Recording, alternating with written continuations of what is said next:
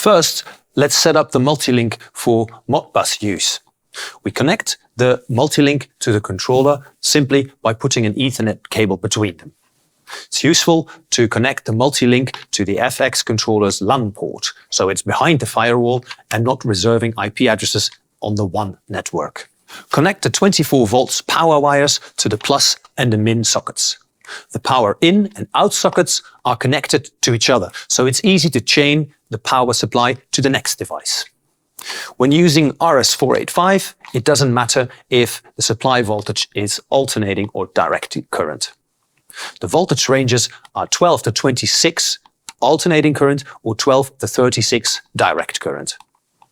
Next, connect the bus wires to the serial port connectors A and B. Next, we parameterize the settings on the controller side.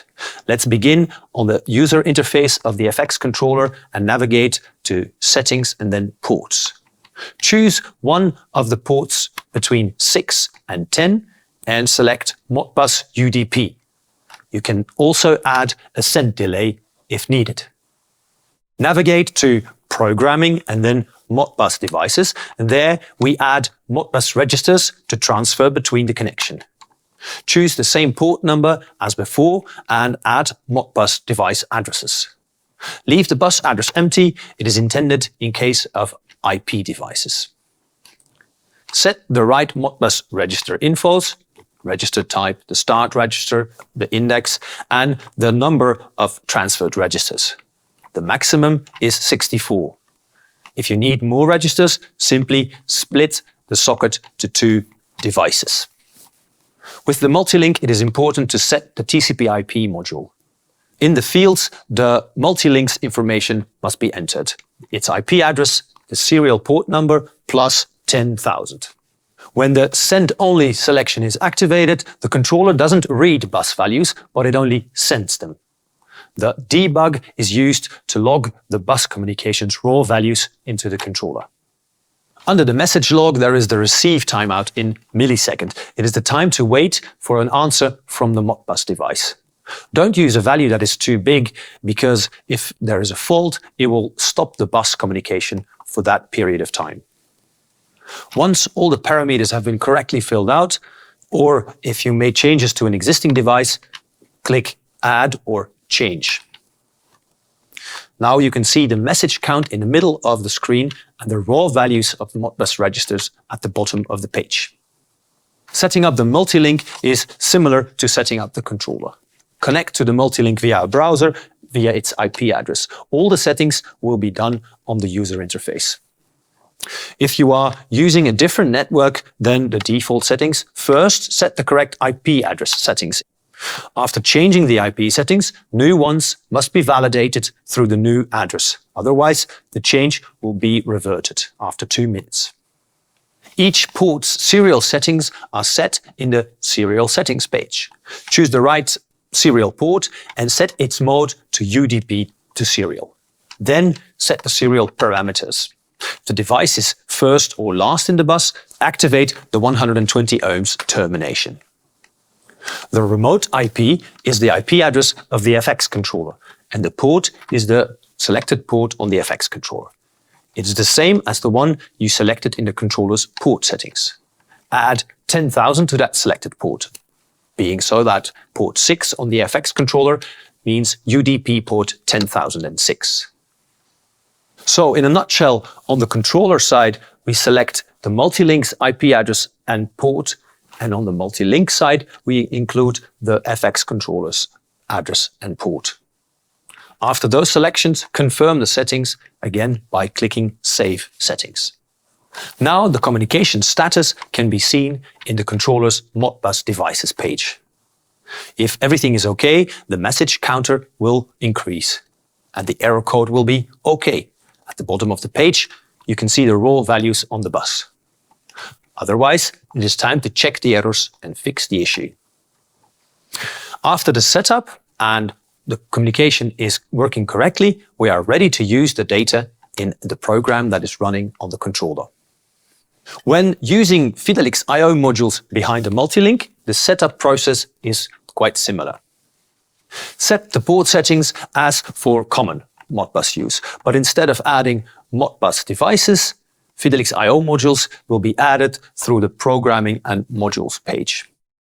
Add the modules just like normal modules that are connected to the local serial buses, but activate the TCP UDP module checkbox. After that, enter the IP address and the port number of the multi-link like you do with Modbus devices. Then configure the multi-link's serial settings just like for normal Modbus use. It's as easy as that. When using M-Bus, the main lines are similar than for Modbus. The physical connections are made the same way. The M-Bus is polarity free, so in theory, the wires can be connected either way. It is still recommended to connect the whole bus architecture in the same way. As for the power supply, it is important to use 24 volts direct current. With alternating current, the M-Bus line will not work correctly. As for the bus architecture, any kind of physical architecture is allowed, except a ring. The next step is to configure the FX controller. On the Settings Ports page, adjust the logical ports. Port 0 is the M-Bus port by default, and that cannot be changed. The maximum count of M-Bus devices is 63 per port. If you need more devices, it is possible to configure more ports for the M-Bus. At the bottom of the page, there is a common M-Bus send delay parameter in milliseconds. Remember that time is weighted every time before a new package is sent, so it can slow down the communication significantly. M-Bus devices on the controller level are handled as modules. So in the user interface of the controller on the Programming Modules page, you can find the M-Bus devices. Through the multi-link, the M-Bus devices communicate via TCP UDP module settings. Activate that. And then there will be a multi-link's IP address and the multi-link's serial port plus 10,000. The debug selection is for logging the M-Bus communication raw data to the controller. The receive timeout is the time to wait for M-Bus devices to answer to the controller's request. It has to be long enough, but not too long, because in cases of a fail, it will stop the bus for that time. After adding the module, then appears the rest of the settings. If you're using device number for communication, then select the use of secondary address. Otherwise, set the M-Bus address. After entering the settings, confirm them by clicking the Change button on the left. And now we are ready to configure the multi-link. On the multi-link's serial settings page, choose the mode as UDP to serial. The bus parameters will be made in the same way as for Modbus. The remote IP is the FX controller's IP address, and the remote port is always 10,002. Now the communication status can be consulted on the controller's modules page. When everything is okay, it's ready to use the data in the PLC programming.